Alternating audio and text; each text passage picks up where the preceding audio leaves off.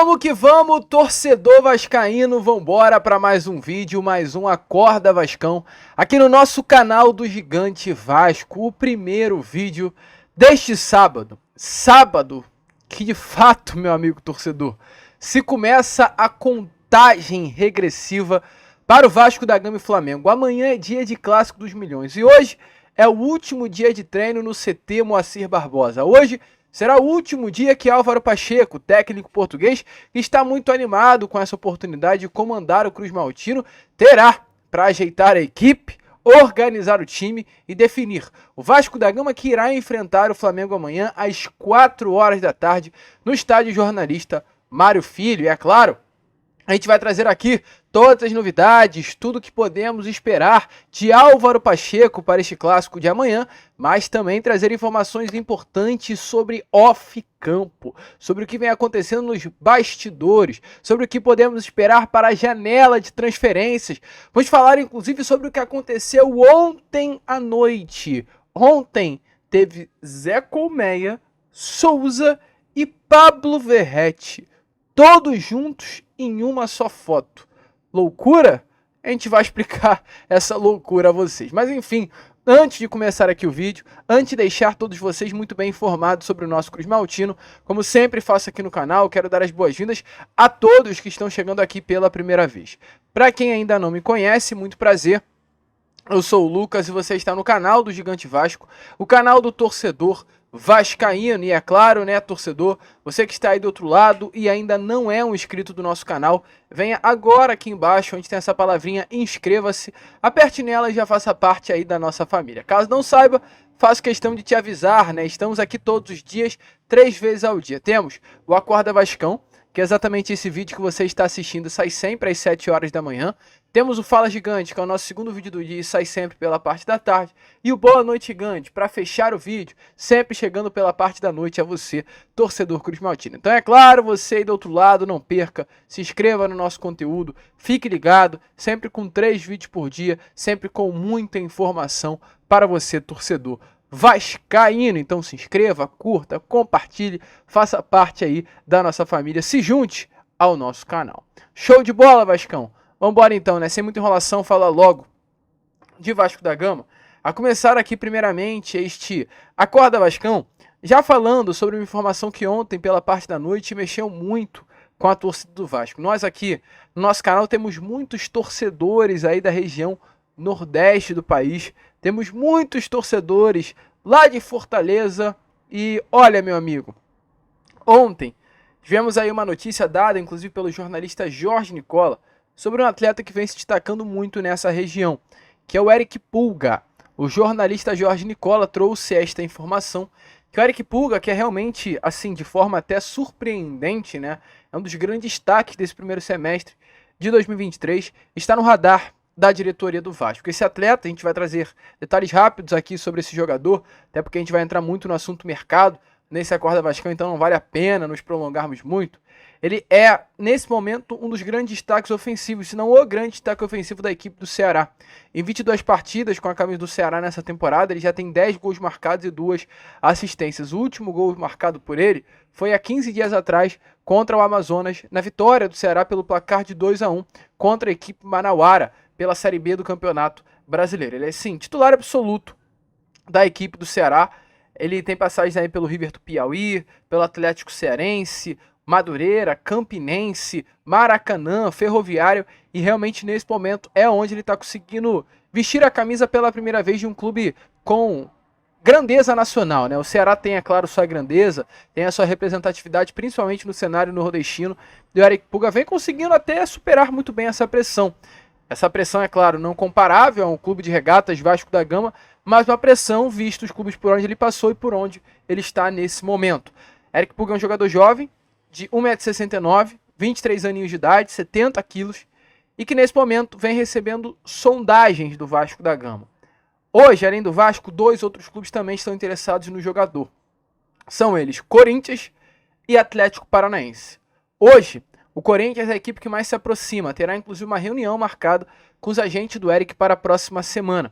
O valor de mercado do Eric é um valor muito baixinho, então assim, não seria difícil para nenhuma equipe do futebol brasileiro tirar o Eric Pulga do Ceará nesse meio do ano. Até porque é uma alternativa de mercado atletas da Série B do Brasileirão. Para você ter uma noção, né, hoje o valor de mercado desse atleta está aí na casa dos, de acordo inclusive, né, para dar aqui a informação do portal de notícias Transfer Market, na casa do 1 milhão de euros. Então, 1 milhão de euros, perdão. Ele foi comprado pelo Ceará junto ao Atlético Cearense por 500 mil reais. Então, jogador com valor de mercado barato, com números bons, destaque, vestindo a camisa do Ceará e que hoje está na mira de Corinthians, Atlético e Vasco. Corinthians já andou, tem de fato uma reunião marcada e o Vasco apenas está junto ao empresário sondando a situação desse atleta. Inclusive ontem, o presidente do Ceará trouxe a informação que até o momento não houve nenhum tipo de consulta do Vasco da Gama junto ao atleta. Mas para quem acompanha o noticiário do Vasco da Gama, sabe que Eric Puga é um nome que já vem rondando aí, né, no noticiário há algum tempinho. Mas enfim, é ficar de olho realmente.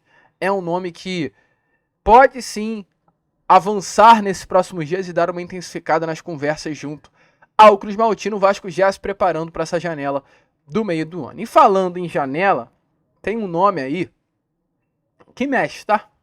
Mexe com o torcedor do Vasco. Querendo ou não querendo, você sendo pró ou contra, você, assim, não gostando de ouvir, mas é um nome que mexe. Que é o Souza, cara. Souza é um jogador que tinha contrato com o Başakşehir na Turquia, um contrato longo, inclusive, mas que foi rescindido. O Souza não pertence mais ao clube turco, está hoje no Brasil após essa temporada, no Başakşehir. Ele ficou um semestre apenas na Turquia. Tem propostas, de acordo com informações, com o clube também de Istambul. Então, assim, há clubes na Turquia querendo o Souza, mas é um nome que vai dar prioridade ao Vasco da Gama. O Souza hoje é um atleta de 37 anos de idade, salvo engano. Vou até fazer essa correção aqui a vocês para não trazerem uma besteira, mas é um jogador que não está conseguindo atuar muito por lá. 35 anos de idade, não é 37, né? Nem é um jogador assim tão velho de fato. O grande problema do Souza, e já adianto aqui antes de entrarmos no assunto do vídeo, é que o Souza é um atleta que convive com muitas lesões e a gente tem que trazer isso a vocês. O Souza é um jogador que conviveu com lesões na Turquia, é um jogador que conviveu com lesões no período que passou pela China, é um jogador que conviveu com lesões durante grande parte da sua carreira e isso, inclusive, atrapalhou muito o bom rendimento do Souza. O Souza não é nenhum craque, tá? Mas o Souza é um jogador de alta prateleira. A gente está falando de jogador que bem fisicamente, inteiro, ele sobra no futebol brasileiro. Mas, olha, meu amigo torcedor, com todo respeito, sobra muito. Um Souza bem fisicamente sobra muito no Brasil.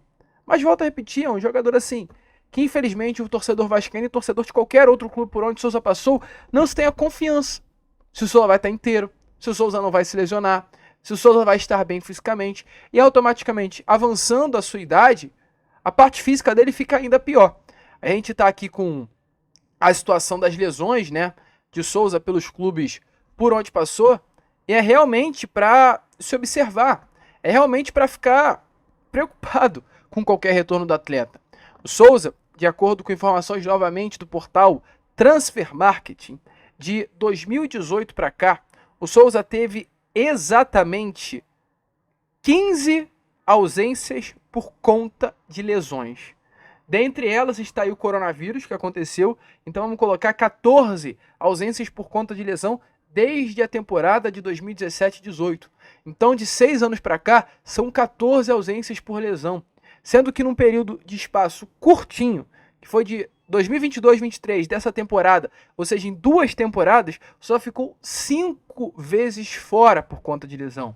Ele ficou fora por conta de lesão da temporada 22-23 por uma rotura do menisco, que o afastou do gramado durante 1 mês, uma recuperação de ritmo competitivo que o afastou dos gramados durante 8 dias, uma inflamação no joelho que o tirou dos gramados durante 1 mês e 15 dias, 1 mês e meio, e problemas no joelho que não é especificado durante o dia 5 de janeiro de 23, ou seja, 5 de janeiro do ano passado, que o tirou dos gramados durante 8 dias, e durante o período dia 14 de janeiro até o dia 6 de fevereiro, que o tirou dos gramados durante 23 dias. Isso tudo vestindo a camisa do Fenerbahçe, não, do Beşiktaş, da Turquia. De fato, na China ele não ficou de fora por conta de lesão, isso é pelo menos o que o Transfer Market nos constata, e também nesse último clube no Başakşehir ele não ficou fora por conta de lesão, mas por uma opção técnica.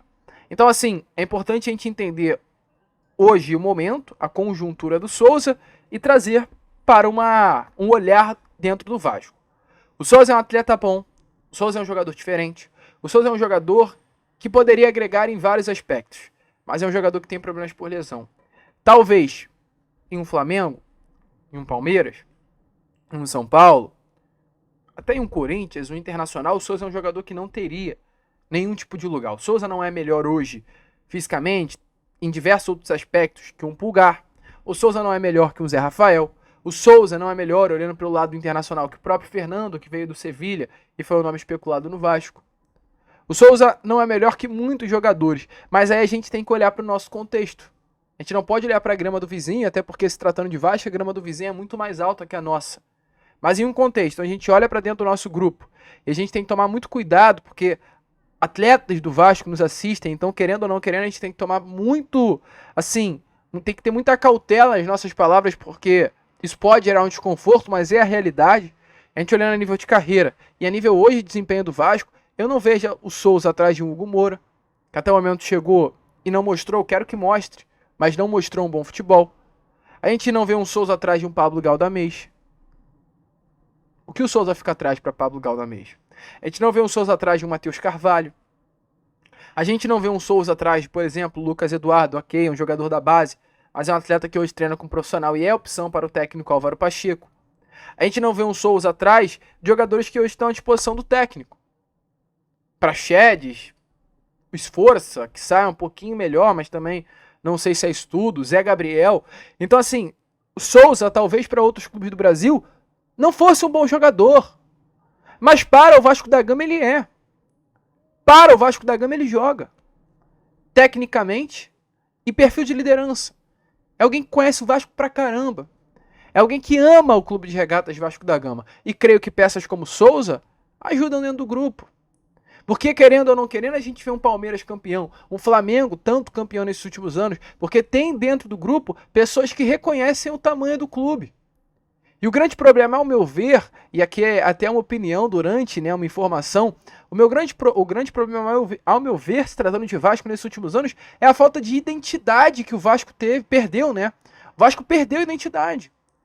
O Vasco recuperou um pouquinho da sua identidade agora, nesse momento com Emiliano Dias e Ramon, que trouxeram ao Vasco da Gama esse do melhor está por venir, ou seja, o melhor está por vir, o sentimento não para, o Vasco é um clube grande, batia no peito e falava isso e traz essa identidade de um clube grande, que foi perdido.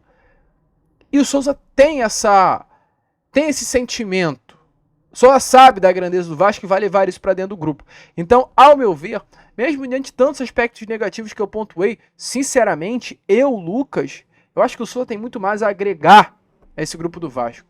Muito mais do que a desagregar. E tá empolgado. Ontem, o Zé Colmeia prometeu e cumpriu, tá? O Zé Colmeia ontem publicou uma foto dentro do seu condomínio Del Lago, na Barra da Tijuca, ao lado de Pablo Verratti e do próprio Souza. O Souza, que desembarcou no Rio de Janeiro, salvo engano, na última terça-feira, está tirando férias com a sua família e aparece aí nessa foto ao lado do Zé. Souza, que na última temporada, no Campeonato Turco, pelo Başakşehir, em 13 partidas, chegando no meio da temporada, atuou 7 como titular, 469 minutos em campo, não jogou 90 minutos em nenhuma partida, não teve nenhum gol e deu uma assistência. É importante lembrar, chegou no meio da temporada. O Campeonato Turco estava ali, na máxima, e o Souza pegou o Campeonato Turco no meio do ano. Uma média aí de quase 2 desarmes e meio por partida, uma interceptação e 3 por partida, 2 duelos aéreos ganhos por jogo e 5 duelos vencidos também. Essa é a média de Souza em 90 minutos em campo. Então, assim, bons números, tá? E que pode voltar ao Vasco junto com o Coutinho. Fica essa dúvida. Fica, esse questionamento. Souza é um bom reforço? Vale a pena o investimento? E falando em investimento, Vasco tá assim, ó, sem grana. E Pedro Martins, inclusive, foi perguntado sobre isso ontem. Como a gente está falando sobre reforço, é melhor você, como torcedor vascaíno, entender. Se você está esperando uma janela cheia, uma janela movimentada, uma janela cheia de grandes reforços, pezinho no chão, entender o projeto. E Pedro Martins fala sobre como o Vasco vai ao mercado nessa janela de transferências. Olha, desde o início, tanto falando com o Lúcio, né, que foi quem fez o primeiro contato comigo, tanto com a 777, eles queriam um diretor de futebol que ajudasse a construir saídas para o projeto de futebol do clube. O que significa isso na prática, né? É desenvolver uma linha orientadora para a formação do elenco, contribuir com o desenvolvimento de um perfil de jogador que o Vasco quer formar? Qual vai ser a estratégia que o Vasco vai adotar no mercado, não só com relação à escolha de nomes, mas perfil de jogador, posicionamento no mercado e também na captação de jovens talentos, e aí a gente pode falar tanto da sub-20, sub-17, sub-15, e contribuir para o desenvolvimento dessa linha orientadora também para o futebol feminino, né? Quando a gente fala de diretor de futebol, na minha visão é isso. É uma visão muito mais ampla para ajudar na construção de um norte para o projeto de futebol do clube, não só pensando nas janelas de transferência, mas pensando no futuro do Vasco. E um dos pontos, né, e um dos diagnósticos que foram me passados é assim, o Vasco pensou muito no imediato e deixou de pensar na construção do seu futuro. Porque em algum momento você precisa parar, olhar para o futuro e falar, cara, como que a gente vai chegar lá? Né? E às vezes até tomar decisões duras e difíceis para atingir esse objetivo ali na frente, né? Com relação a isso, acho que a gente estava muito bem alinhado e a minha felicidade é que o Pedrinho pensa da mesma maneira. Quando o Pedrinho me liga e eu passo qual é o planejamento e o objetivo, a gente está 100% alinhado com relação à construção de um futuro que seja produtivo para o Vasco, que não seja somente vender o almoço para pagar a janta, né? Que não seja só pensar na próxima janela o que a gente precisa fazer de maneira urgente, né? E começar a pensar num futuro para colocar o Vasco de novo entre os protagonistas do futebol brasileiro. E para fazer isso, não é só dinheiro. Eu acho que vocês já viram isso com diversas práticas também em outros clubes, né? Se você não tiver uma lógica bem estabelecida, você pode ter um caminhão de dinheiro que você vai gastar errado. Com base nisso, eu acredito que a janela de transferência ela tem que ser fruto de uma construção coletiva também. A decisão do treinador ela é importante, ela é fundamental. A decisão do presidente ela é importante e fundamental. E do gestor, que é o Lúcio, justamente para a gente saber o quanto a gente pode pagar. Porque, normalmente, a torcida está muito interessada no grande nome. Só que se a gente começar a tomar decisão popular, mas decisão em que você não respeite a sustentabilidade financeira do clube, o clube quebra. Então, eu não estou aqui para dar notícia boa, eu estou aqui para dar notícia que é possível. Eu não estou aqui para vender sonho, eu estou aqui para ajudar a construir o sonho. Esse é meu perfil de diretor de futebol. Sei que muitas vezes não é o que todo mundo quer escutar, mas eu creio que no futuro, e talvez não seja eu o diretor de futebol que vai colher os melhores frutos para o Vasco, mas alguém precisa plantar. Eu estou aqui para isso, porque eu acredito nessa maneira de fazer futebol.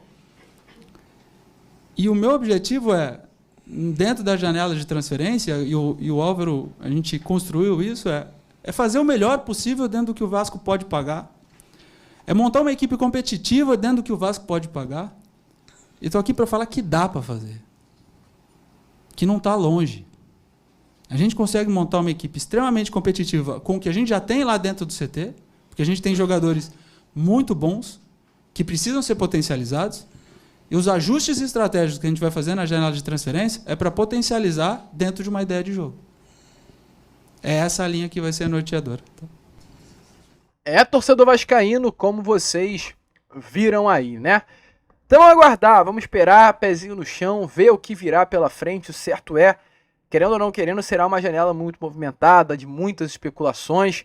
E o nome do Souza, esse fantasma aí, né, vai continuar girando a mente do torcedor cruzmaltino. Mas, vamos pensar em outro fantasma? Vamos pensar no fantasma clássico dos milhões? Porque amanhã é dia, torcedor. Hoje é o último dia de treino de Álvaro Pacheco sob o comando dessa equipe antes do clássico 2 milhões. Depois de uma semana cheia, Álvaro Pacheco teve quase 10 treinos sob o comando da equipe, conseguiu dar uma mexida, passar para o grupo, né, o que é o estilo Álvaro Pacheco de jogar futebol. O técnico decidirá hoje a sua escalação. Ontem, inclusive, houve aí, né, o nome do Álvaro Pacheco no bid da CBF. Álvaro foi de fato regularizado, você está à disposição para trabalhar normalmente, estar presente na beirada de campo amanhã contra a equipe do Flamengo pela 8ª rodada do Campeonato Brasileiro. Álvaro e toda a sua comissão técnica estarão presentes no gramado do Maracanã na beirada de campo. E o GE apurou ontem à tarde, né, sobre qual é o time titular que Álvaro Pacheco deve ir a campo. Hoje será realmente o dia que ele irá decidir. Ele vem treinando mais uma possibilidade, mas a tendência é que monte a escalação hoje de fato. E pelo que foi visto nos últimos dias de treino, inclusive o próprio Álvaro falou muito sobre isso, né? Ele disse que nos últimos dias foi treinado no CT Moacir Barbosa 2 variáveis, uma variável com uma linha de 4 e 5 atrás. Ele inclusive diz que não vai jogar sempre dessa maneira. Temos que ver o que a equipe fará nos jogos e perceberemos o que é o melhor da equipe. Então, exatamente por esse motivo, as prováveis escalações de Álvaro Pacheco com 3 ou 2 zagueiros diante daquilo que está sendo visto e diante daquilo que temos de informação. A escalação com 2 zagueiros seria formada por Maicon, Léo, Lucas Piton e João Vitor novamente, na lateral direita. O Puma é um atleta que vem se destacando muito, mas pelo visto para Álvaro Pacheco, perante aquilo, né, que a gente viu nesses últimos dias de treino no CT Moacir Barbosa, João Vitor ainda é um atleta para ser titular na lateral, não passa confiança, né, os outros atletas que temos dentro desse elenco. O meio campo composto por Hugo Moura como primeiro volante, Galdamez e Esforça, ou seja, 3 volantes no meio de campo, tendo essa liberdade para trabalhar, pisar na área, e um time defensivamente forte, e uma trinca ofensiva composta por Payet, David e Verratti. Esse é o time do Vasco da Gama com 2 zagueiros. Com 3 zagueiros a situação seria outra. Seria com João Vitor, Maicon e Léo, compondo essa trinca defensiva. 2 alas, Piton e Puma Rodrigues. Puma é um jogador com características ofensivas claras, nítidas. A gente realmente vê, né, nos vídeos da Vasco TV, o Puma que estava meio esquecido voltando a aparecer, finalizando, dando aquele chute, inclusive um chute que marcou, né, contra o Flamengo, apareceu muito na Vasco TV esses treinos durante a semana. Um meio campo composto por Hugo Moura, Esforça e Payet, uma dupla de ataque, David e Verratti. Então a variação está ali, né, na entrada do Puma Rodrigues, na ala, olhando com relação à diferença de um 4-3-3 para um 3-5-2. Essas são as variações vistas nos últimos treinos de Álvaro Pacheco. O Vasco terá 2 desfalques, que no caso é Paulinho e Jair, que ainda seguem em recuperação dessas lesões no joelho, e hoje será aí o último dia para que de fato, né, o treinador e toda a sua comissão técnica possa definir o elenco. Show de bola, Vascão. A gente, é claro, fica por aqui. Antes, porém, de ficar por aqui, eu quero mostrar a vocês um videozinho aí de Álvaro Pacheco, muito animado, muito feliz e muito ansioso, né, para esse Clássico dos Milhões que estará acontecendo amanhã. Vamos que vamos! Se inscrevam, compartilhem. Vamos que vamos pro vídeo, depois voltem, aí a gente fecha com chave de ouro. Grande estreia logo num derby, portanto, um Maracanã, acredito que vão lá estar pelo menos 30 mil vascaínos, porque uma envolvência e aquilo que eu presenciei no último jogo no São Januário, a envolvência, a paixão, a forma carinhosa, o espetáculo que esta torcida promove em todos os jogos, pronto, não tenho dúvidas que o Maracanã vamos estar lá em peso e vão nos ajudar, isso não tenho dúvidas nenhumas. Aquilo que eu posso confidenciar é, encontrei uma equipa muito disponível e aquilo que nós temos vindo a treinar neste tempo que nós estamos em treinamentos, temos treinado as duas variáveis. Podemos jogar com uma linha de 4 ou com uma linha de 5. Tanto uma linha de 4 atrás como uma linha de 5, eles têm, aquilo que tem sido a nossa preocupação é passar referências e comportamentos. Porque jogando com uma linha de 5 é diferente de jogar com uma linha de 4 e nós estamos a ver, na nossa opinião, qual é o melhor sistema, qual é a melhor forma de abordar o próximo desafio. Aquilo que eu posso dizer é que é um ponto de partida. Se tu me perguntas assim, vais sempre jogar da mesma maneira? Não, foi como eu já disse também na resposta anterior.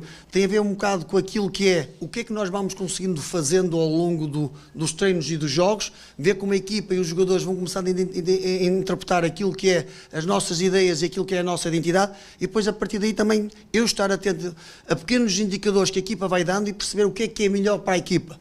Agora, dentro destes 2 sistemas, olhando para aquilo, como o Pedro disse, olhando para aquilo que internamente, que é a constituição daquilo que é o nosso elenco, dá-me perfeitamente garantias para, de uma forma ou de outra, num processo inicial, é evidente que em tão pouco tempo de treino, ainda não vamos ver muitas coisas diferentes. Vamos é começar já a ter uma linha orientadora daquilo que vai ser o nosso futuro. Nós temos que olhar, como o Pedro disse, olhar que aquilo, onde nós queremos chegar, onde eu quero que uma equipa jogue daqui a algum tempo, mas perceber que para lá chegar há um caminho. E de que forma é que nós temos que fazer esse caminho? De forma sustentada, de forma tranquila e principalmente passar para os nossos jogadores referências em que eles se sintam confortáveis e identifiquem o nosso jogar. E eu acredito muito, por aquilo que é a qualidade do nosso elenco, acredito muito naquilo que é a qualidade, como o Pedro falou, num projeto não só a nível presente, mas também a nível do futuro, que eu acho que é isso que tem que fazer, que faz a diferença nos projetos sustentados para ter sucesso, e acredito muito que nós vamos fazer aqui um caminho em que os vascaínos vão sentir muito orgulho naquilo que é o percurso da equipa. É, torcedor vascaíno, então como vocês viram aí, de fato, o Álvaro